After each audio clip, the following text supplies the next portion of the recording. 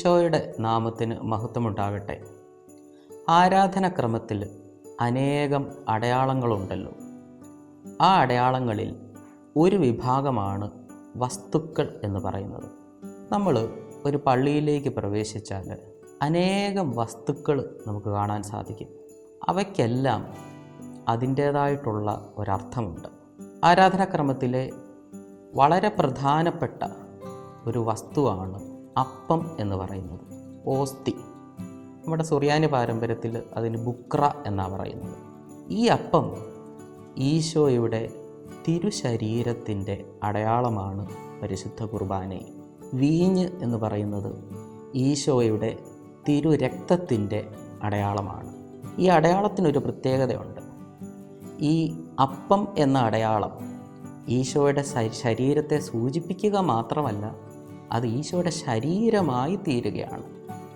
അപ്പം എന്ന് പറയുന്നത് ഈശോയുടെ ശരീരം തന്നെയാണ്. വീഞ്ഞ് എന്ന് പറയുന്നത് ഈശോയുടെ തിരുരക്തം തന്നെയാണ്. അതുപോലെ നമ്മുടെ പ്രവേശക കൂദാശയിൽ മാമോദീസായും തൈലാഭിഷേകവും പരിശുദ്ധ കുർബാനയും അടങ്ങുന്ന പ്രവേശക കൂദാശയിൽ തൈലം എന്ന് പറയുന്നത്, തൈലാഭിഷേകത്തിൽ ഉപയോഗിക്കുന്ന തൈലം എന്ന് പറയുന്നത് പരിശുദ്ധ റൂഹായുടെ പ്രതീകമാണ്. നമ്മുടെ ദേവാലയത്തിൽ ബേമയിലുള്ള മേശയിലും അൾത്താരയിലും ഒക്കെ സ്ലീവായുണ്ട്, കുരിശുണ്ട്. അത് ഈശോയുടെ ശരീരത്തിൻ്റെ പ്രതീകമാണ്. സുവിശേഷ പ്രഘോഷണ ഗ്രന്ഥം ഈശോയുടെ ആത്മാവിൻ്റെ പ്രതീകമാണ്. ബേമയിലുള്ള മേശയിലുള്ള 2 തിരികളുണ്ട്. ആ 2 തിരികൾ പഴയ നിയമത്തിൻ്റെയും പുതിയ നിയമത്തിൻ്റെയും പ്രതീകങ്ങളാണ്. മധുബഹായിൽ ഭിത്തിയോട് ചേർന്ന് വിളക്കുകൾ നമ്മൾ വയ്ക്കാറുണ്ട്.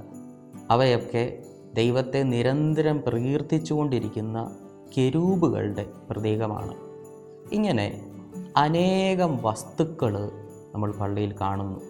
ഇവയ്ക്കെല്ലാം അതിൻ്റേതായിട്ടുള്ള അർത്ഥമുണ്ട് എന്ന് നമുക്ക് മനസ്സിലാക്കാം. ഇനി അച്ഛൻ സുവിശേഷ ഗ്രന്ഥവുമായി പരിശുദ്ധ കുർബാനയുടെ സമയത്ത് പ്രദക്ഷിണമായി ബേമയിലേക്ക് വരുമ്പോൾ ഈശോയാണ് വരുന്നത്. മുഖം മറച്ചുകൊണ്ടാണ്. കാർമ്മികൻ സുവിശേഷ ഗ്രന്ഥം കൊണ്ട് മുഖം മറച്ചുകൊണ്ടാണ് ബേമയിലേക്ക് വരുന്നത്. ഈശോയാണ് വരുന്നതെന്ന് അർത്ഥമാക്കാനാണ് അങ്ങനെ വരുന്നത്.